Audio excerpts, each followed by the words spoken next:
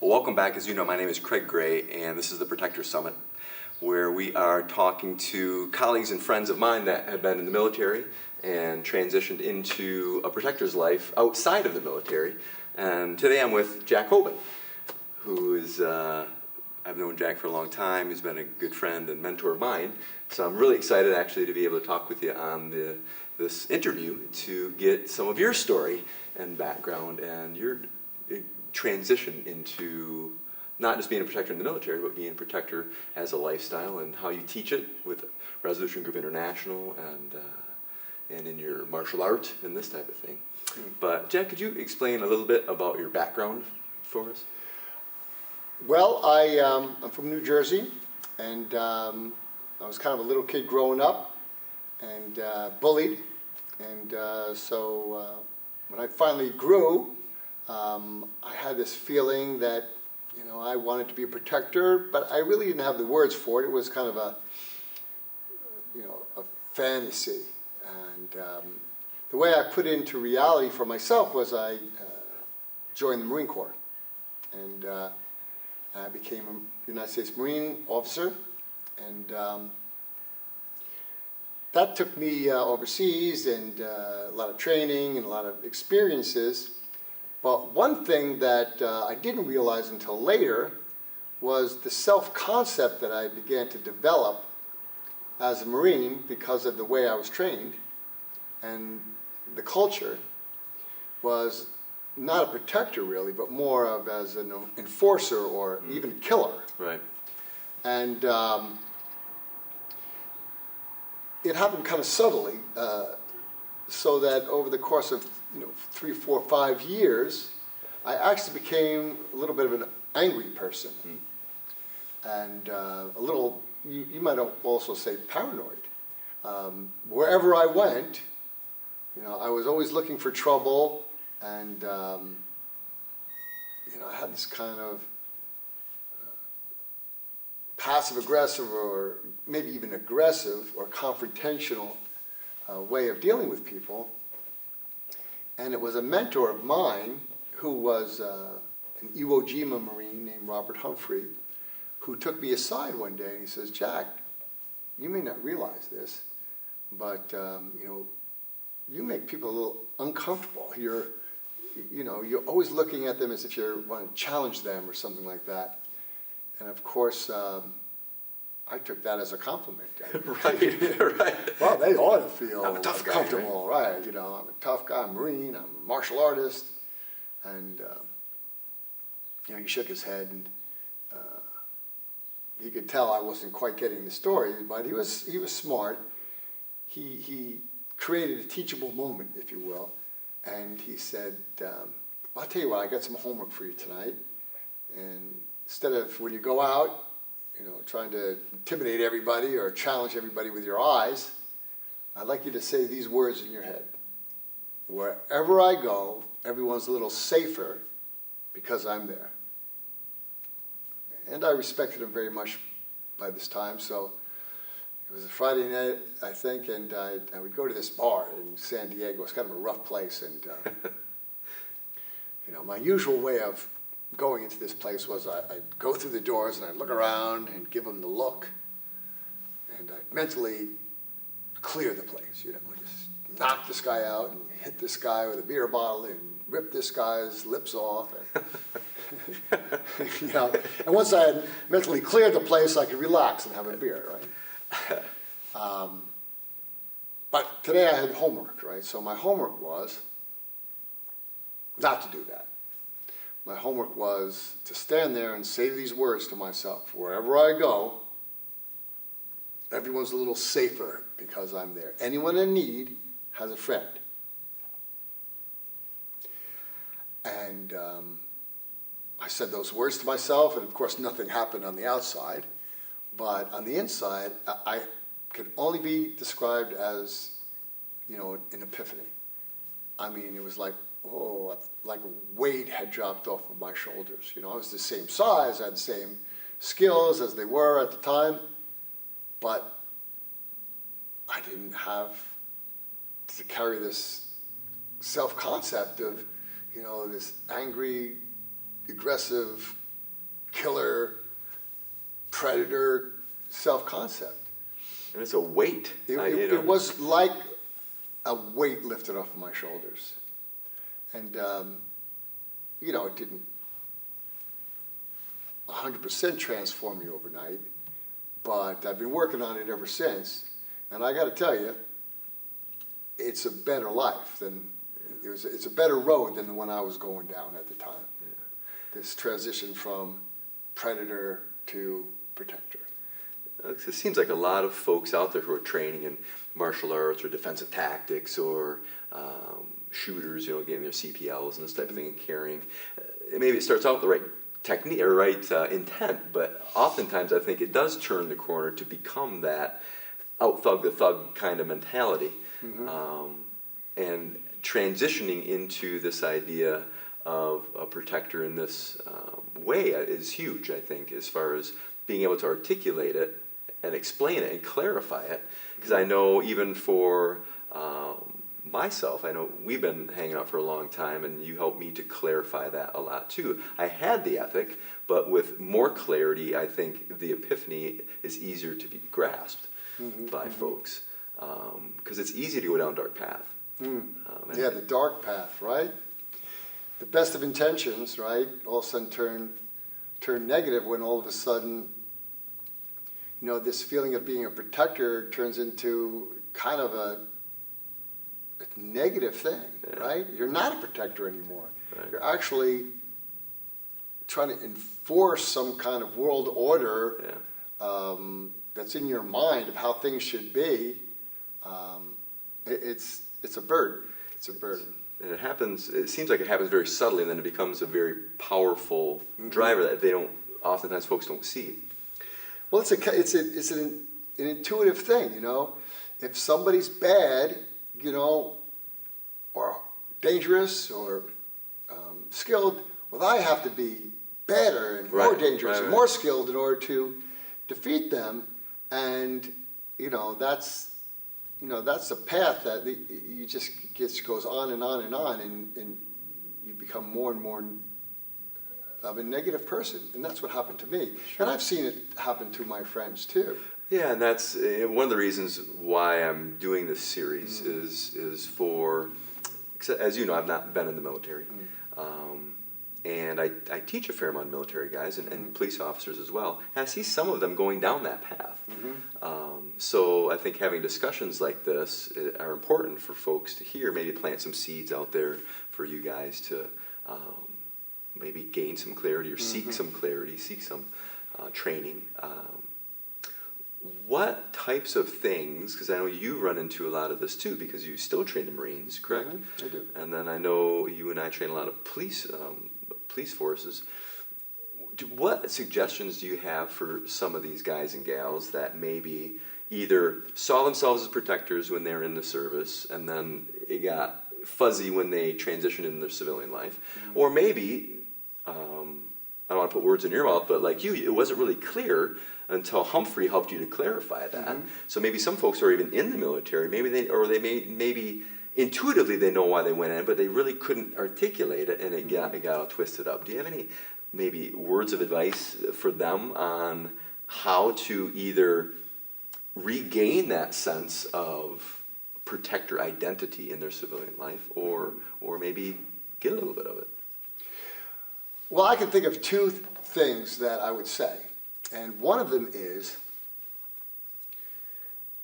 it's not enough to go up to somebody and say, don't do that. Right, okay? Right, that doesn't work. That doesn't work. Don't do that. I mean, the whole world seems to be told, especially right now men, it seems. Right, don't do this, don't do that, don't say this, don't be like that, whatever.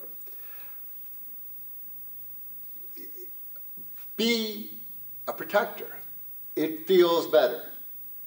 Right? So it seems like a little bit of a semantic thing. So don't be a thug, be a protector. Right?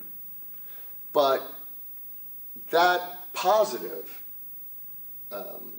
admonition is much better than, trying to negate it with a negative. Right.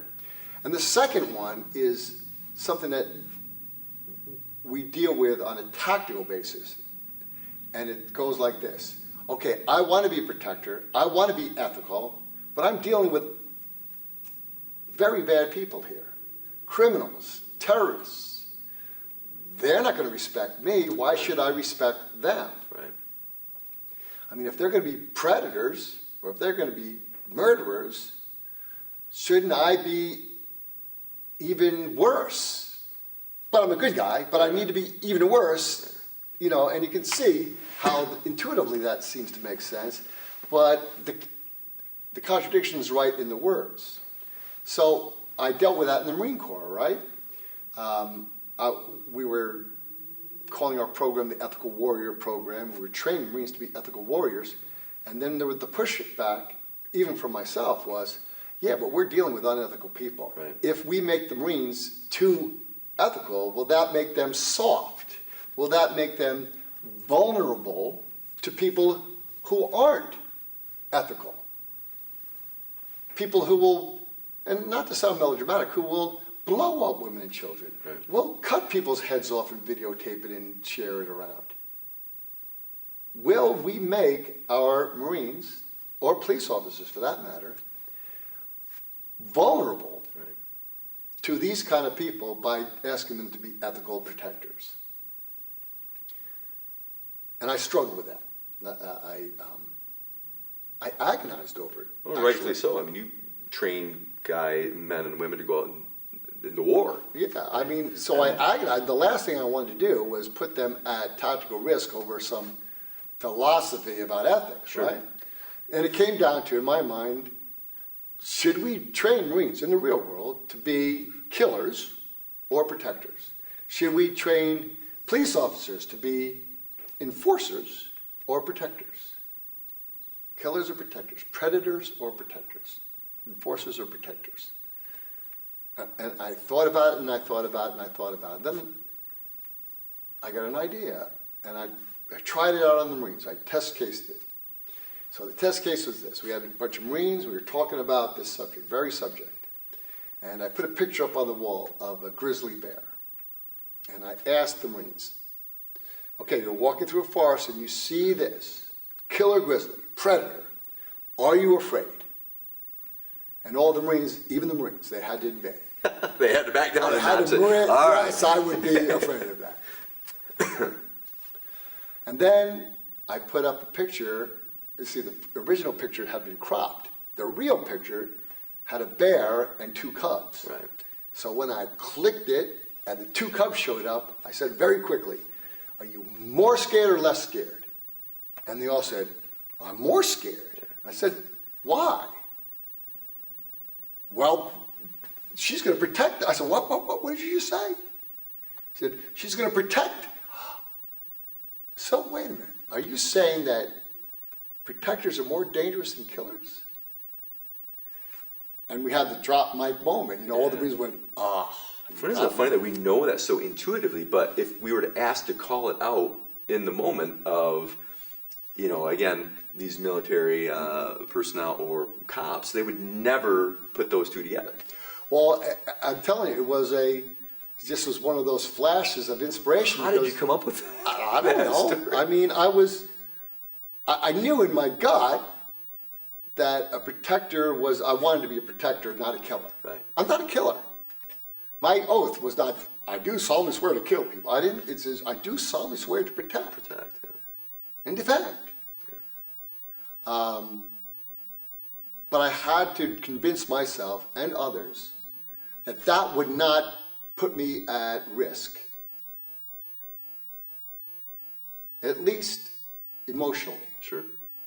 Now, the reality of it is, I may actually be at more risk tactically if other people will do things that I'm not willing to do. Mm-hmm. So what does that mean? Well, it means that I have to be better than them. I have to train harder than them. Right.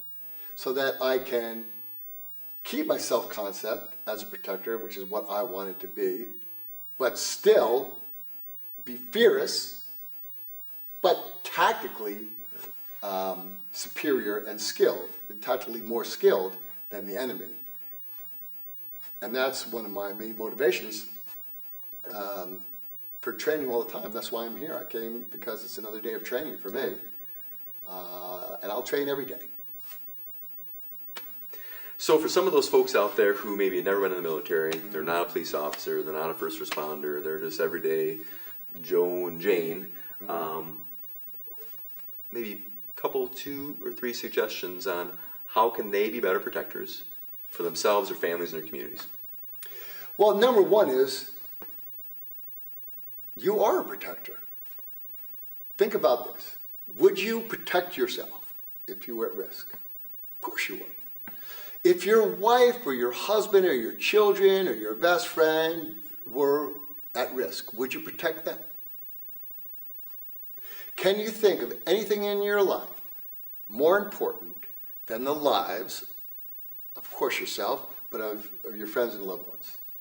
Anything more important than that? Well, we all have had the experience of maybe a friend being sick or Sure. a parent dying or something, and we say, gosh, all this stuff that we worried about was not as important as this person's life. So we all are protectors, and we all, almost every single one of us, has had that moment of clarity when we said, no, all of these relative values and these other things that confuse me, that I really thought were important, were not as important as the life of this person. And if I could protect them, I'd do anything. So that's number one, to have that clarity, that no matter who you are, you don't have to be a Marine, you don't have to be a cop, you're a protector, probably first and foremost. So you would say, again, not want to put words in your mouth, but out of all the identities that we have, we're mothers, we're dads, we're brothers, we're sisters, we're martial artists, we're whatever. Would you say that our deepest and strongest identity as a human being is that of a protector? I would say that because it's an extrapolation of our most important value, right? What's our most important value? It's our life. Yeah. I mean, all of our other values, don't overthink this, we would have no other Yeah, values. they have to go after that. If we weren't alive, right? Right. Okay, and we all know, you know, in our guts that if somebody would like to kill somebody over an iPhone, that would be crazy. Yeah. Or if somebody would fight somebody because their football team lost, that would be nutty. Or if somebody would kill themselves, Right, we would sure. immediately know Something's wrong. something was wrong there, right? I mean, you don't have to be a philosopher to know that. It's deep in our guts. But the thing is, we do have a lot of relative values Right. that are important to us, some of which are life protecting, right? Life enhancing, certainly. That it seems like they're as important as life and death. But when it comes down to it, when we are clear, we realize that that's actually not true, right? So, you know, that is the kind of the mental thing that you have to do, right? The second thing you have to do is you have to activate it, right? And you activate it by doing protector things.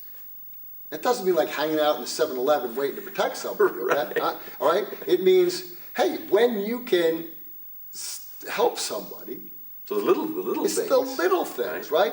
When you can help somebody, or even this jerk needs to cut in, just protect him, let him go.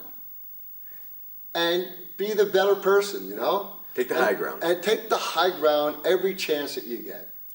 In a while, in the beginning, you kind of resent it. Why should I let this guy in here? Sure, But especially some days. But you practice that ethic for a while, and you will get something that you can't buy, and it's called serenity, right? You just feel like, I'm not stressed by that. I used to get stressed by this guy cutting in front of me and beating me by 4 seconds to wherever I was going. 4 seconds, right? You want to enforce the rules. Right. Right. Enforce the human contract, the social contract of not cutting in line, right? Right. And look how much stress you get out of that. Who cares? Let them go.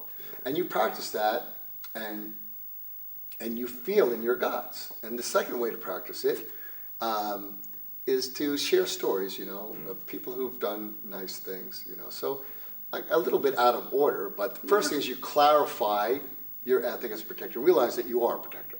Next one is you activate it by, you know, just admiring and enjoying stories of people who have protected other people.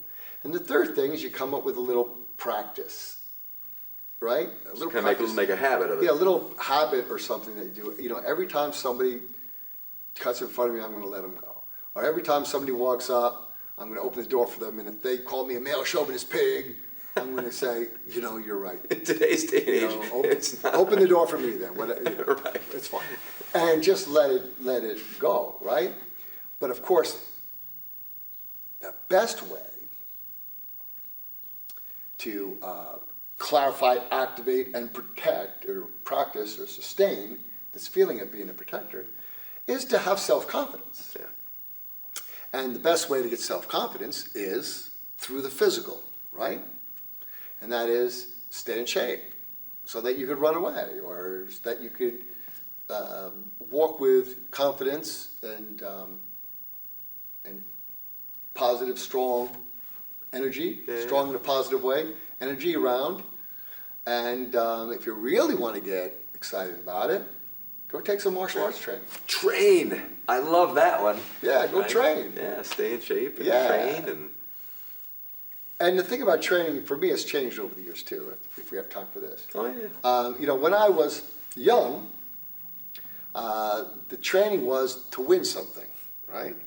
I wanted to win a boxing match or, you know, a martial arts competition, or I wanted to win or attain, whichever way you want to say it, the next belt rank or whatever it was, right?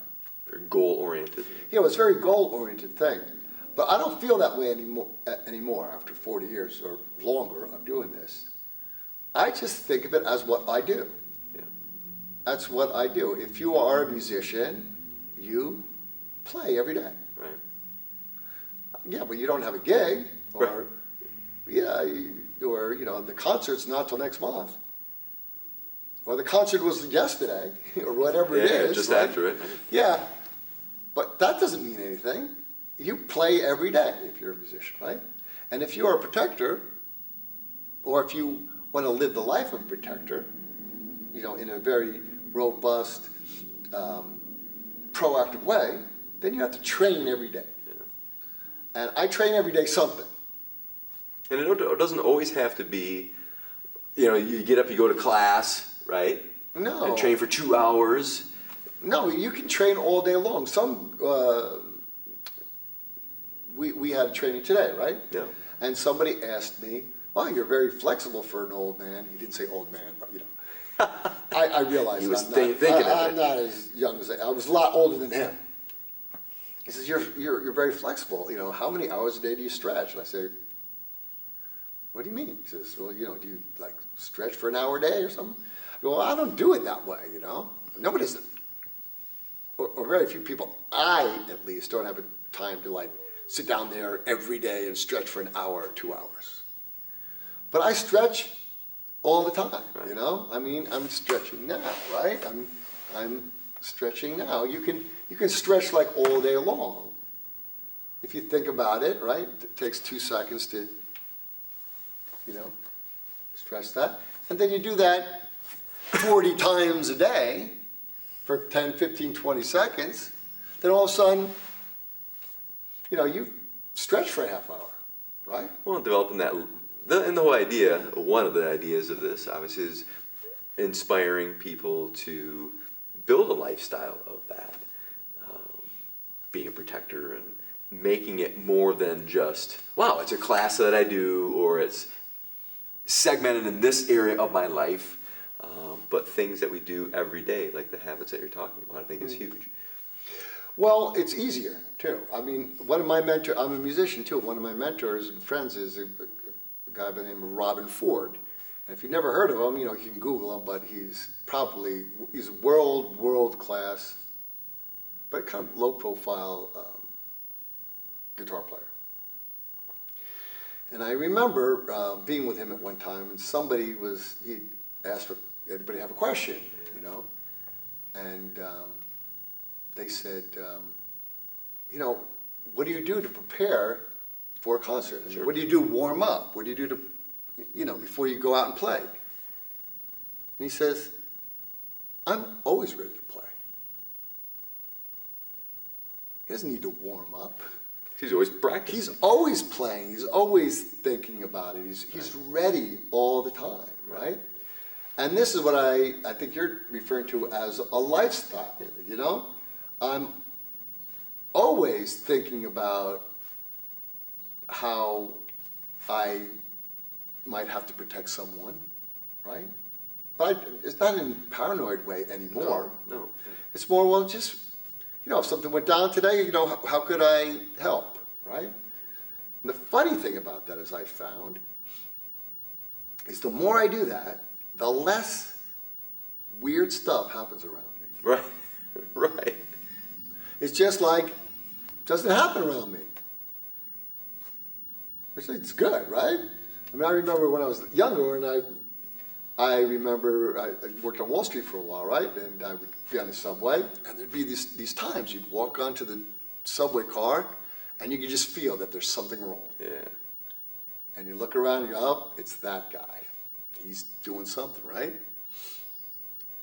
But I had some self-confidence in training, you know? Yeah. So I would go over and I'd sit down next to him and I'd say, hey, dude, how you doing? I wouldn't confront him. I'd try to de-escalate him. You know? I'd just say, hey, man, what's happening?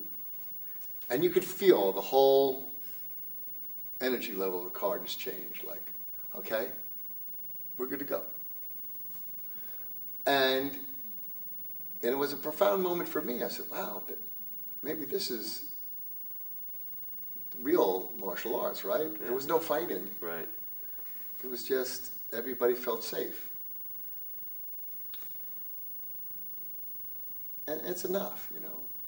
I'm not looking to, Right. you know, And get I've a heard prize or anything, Right, you know, win a medal. and I've heard you say before too of training, even if you've never had to use your martial arts training, that it still instills that confidence in you to be able to do the things that, like you're saying. And we get this a lot too with, you know, again, sometimes I run into folks living here in Michigan who are gun carrying, and they put all the power into the tool, and then they start doing stupid things because they think, well, now I'm invincible, rather than just the opposite of being cautious and respectful and responsible and thinking themselves as a protector to help, rather than a super person to get themselves in more trouble to a certain degree. And I think that's good, the idea of wanting to, just through your presence, everyone's safer because you're there, not, wow, now I get to show off my skills or brandish my weapon and save the world in this regard. Well, I'm hoping that there's very few people that approach carrying a weapon, for example, that way.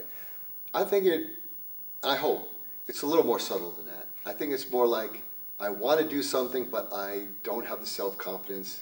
I need this. But it's not this. It's you. Yeah. So who are you? And we talked a lot about that today. I mean, who are you? I think that we're all protectors, down deep. It's going to manifest itself maybe as a Marine or a cop or a mother who would do anything for their children. But when we go from that place, and then we start to get the self-confidence to expand our sphere of protection to our friends, maybe even people we don't know, Sure. maybe even our enemies. Yeah. Okay, that's not a new idea, protecting or loving your enemy. It's not a new idea. But it's an inspiring goal.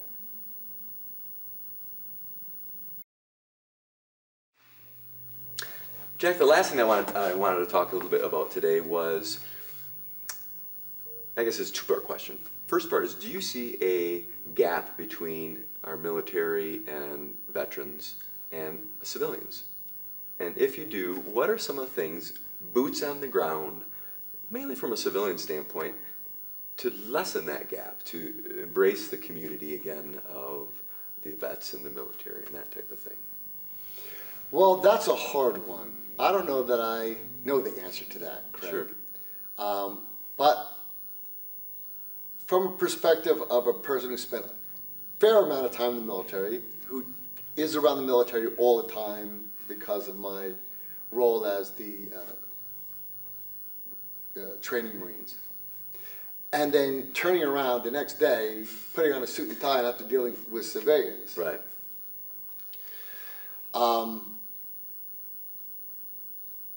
I think that talking, to each other in a respectful way takes us out of that, well, you're military and you're not type of a thing, right? We're all human beings. Yeah. And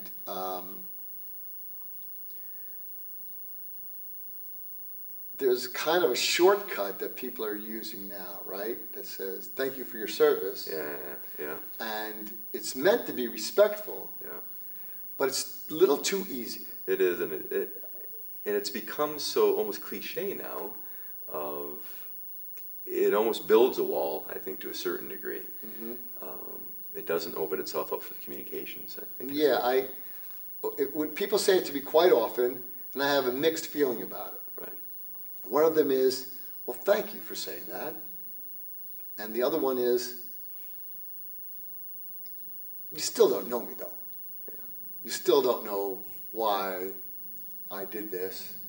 And most importantly, why we all did this. The whole culture right now is so, I know everybody talks about we're poor, and, the roads are bad, but if you've never been out of the country, Oh, I know it. It's you have no idea how good we have it here in America. yeah. And people fantasize, well, Sweden or Norway or something like that. That's a whole different It's a whole conversation different there. animal, folks.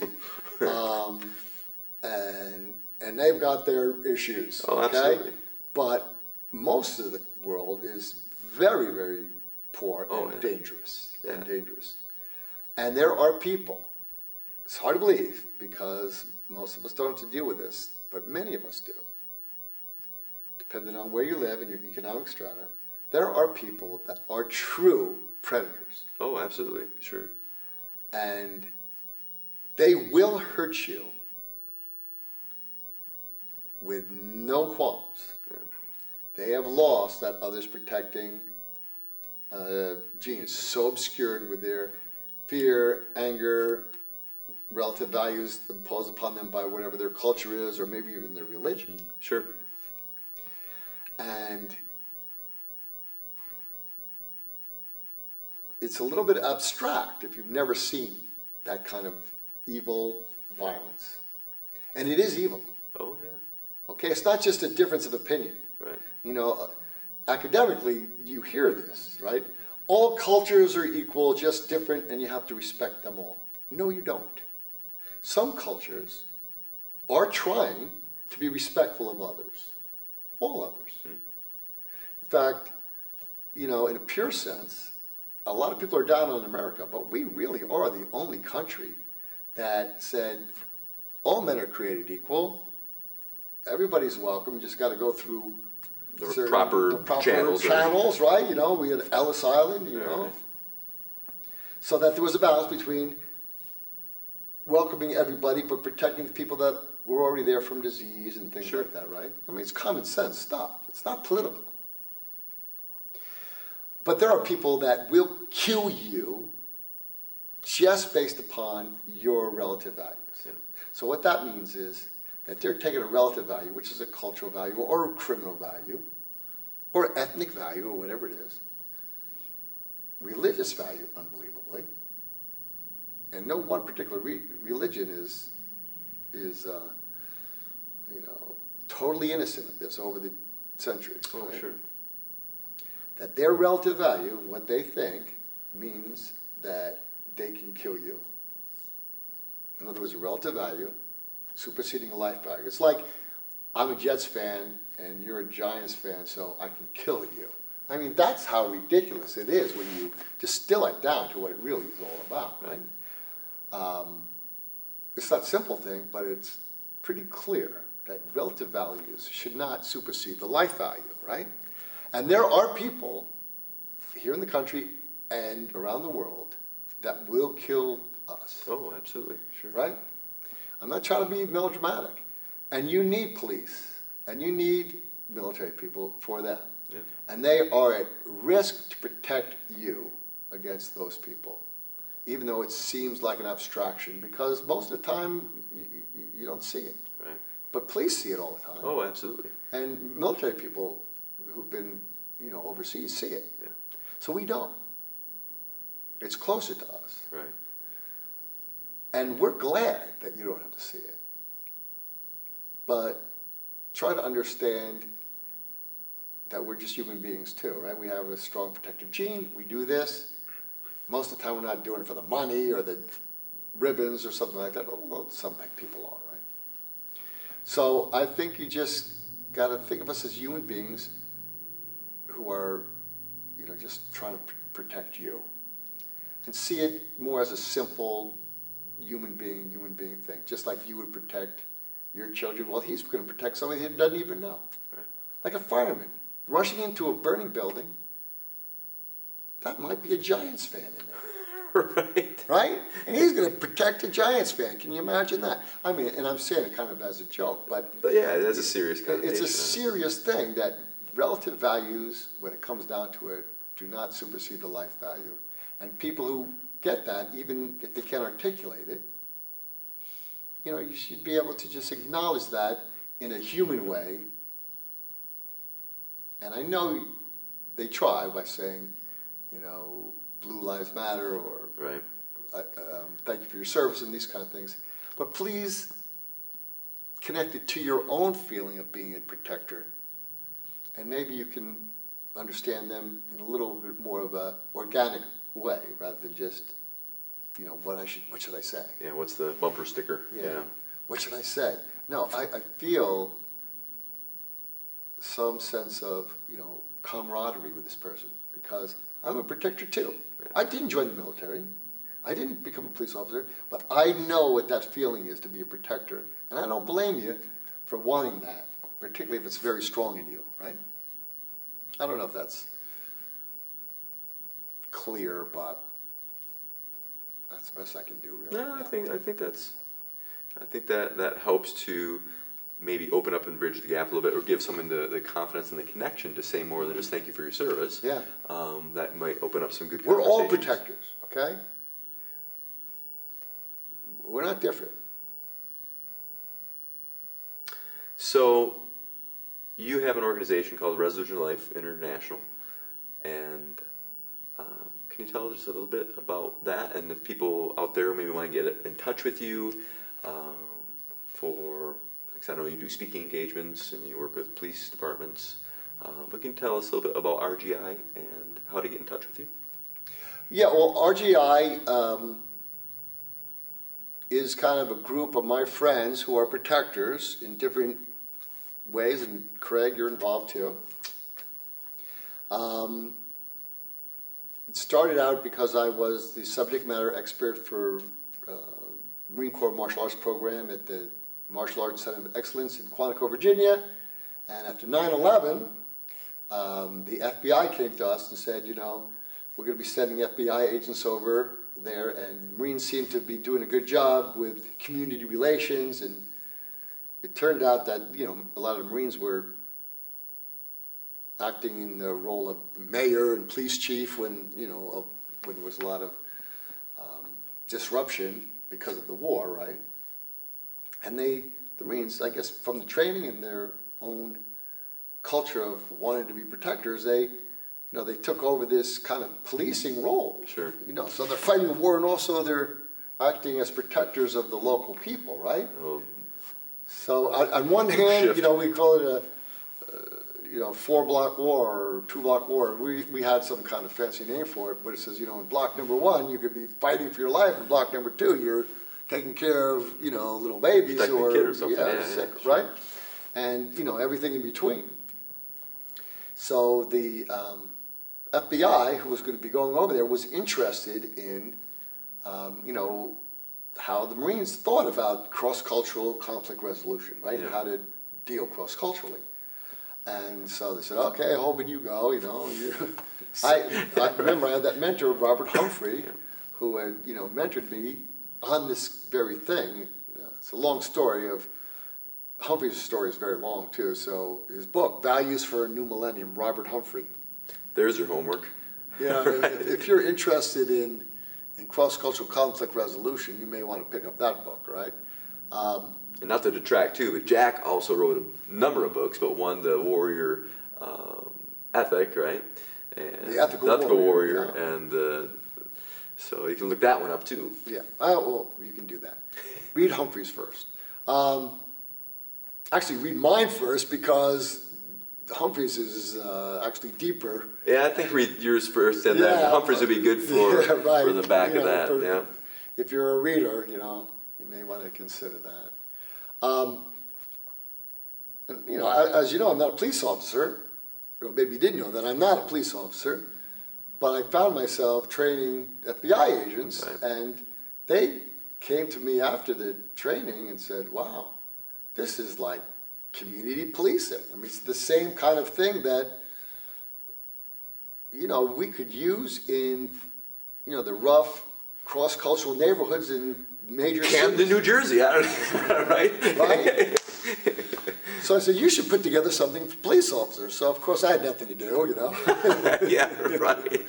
So I called up a bunch of my friends who were cops or had trained cops and things like that, and we all got together and I said, how would we take, this Marine Corps training that I was doing and kind of make it for community policing, de-escalation, conflict resolution, cross-cultural, but, tactical enough so that if something went wrong when you were talking and being respectful and everything like that, you could transition into, the physical protection skills.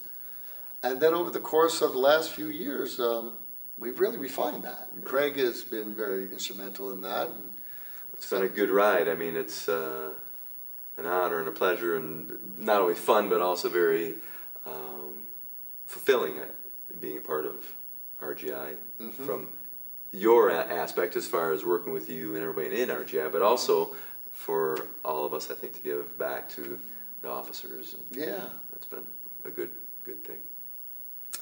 Well, as you know, one of the important things that happened was I live in New Jersey, and we had a city in New Jersey called Camden, which was, for a couple of years running, had the dubious distinction of being the most dangerous city in America per capita. Not the biggest, but per capita, you had a better chance of being the victim of a violent felony than anywhere in America, per capita. But don't worry, Michigan, we had a couple in the top 5 too, so, all right? Right. So they're all over. Dubious distinctions, right? Yeah, that's crazy. And it was so bad in Camden that they actually disbanded the police department because they were corrupt and ineffective, and the community had no, real confidence in them. And they started up from scratch, and the new police chief, kind of forward-thinking guy, looking to solve this, heard me speak about the Ethical Protector program that we're doing at a keynote speech I did in Stockton University in New Jersey on ethics and leadership. Stole the show, right? Well, I had good stories from Humphrey, So we got, and Craig was involved in this, we got engaged to retrain their entire police force from scratch. And it's too long to go through all the things that we came up with in order to, create a protector culture in a place like that. But just last week, they got an award, the gold, I can't remember what it's called. Gold standard. It was gold standard. There's some kind of a law enforcement gold standard for community policing. So they went from the most dangerous city in America to the gold standard in 3.5 years. It's unbelievable. It is pretty unbelievable, right? And then we had, and granted, they had a kind of a fresh start. They had disbanded the police department, they put the National Guard and the state police in there, and they started all over again. But we had another guy. His name's Mitch Little. He's a chief in Toms River, New Jersey, which is another no-name city unless you live there. You probably never heard of it. Right. But it's very multicultural. It's on the shore, so you see the Jersey Shore, the TV TV show, show. right? So all the knuckleheads coming down Right. From New York. from New York and places to cause havoc. And they have many different cultures there. There's the meth, there's the heroin, and that police department was struggling. And Mitch joined us, and over the course of time, we were able to do similar type of Right. culture transition in his city. And I'm actually, in a way, a little bit more satisfied with that than even Camden, because it's one thing to change a tire. It's another thing to change a tire when the car is It's moving. right? Yeah. And that's what Chief Little and his folks have been doing and are still in the process of doing, getting better and better in Toms River, New Jersey. So those are two stories. If you're out there in law enforcement land and you're interested in this concept of, enhancing your culture and instituting or clarifying a protector culture in your organization. And by the way, it doesn't have to be a police department. It doesn't have to be the Marines. It could be any organization. It could be a hospital. It could be in a corporation. Or business, business. It could be in a school. We got some ideas. Now, you're going to have to do it, Right. but we got some ideas, and they're working so far. But we're not done. Every day we say, okay, so far so good, but, learn something new every day, okay? It's a moving target, but, as I often say, for those of you who want to save the world, it's a little like mowing the lawn. You got to do it once a week. There's your homework, right? And that is rgi.co, correct? rgi.co. And I'll put the links on this page as well for you guys out there. Anything else? You good? No, thanks very much for having me. It was a pleasure. Good training Thanks, brother. today. I appreciate you All right. doing this, and thank you all for being part of this as well. And we'll see you around.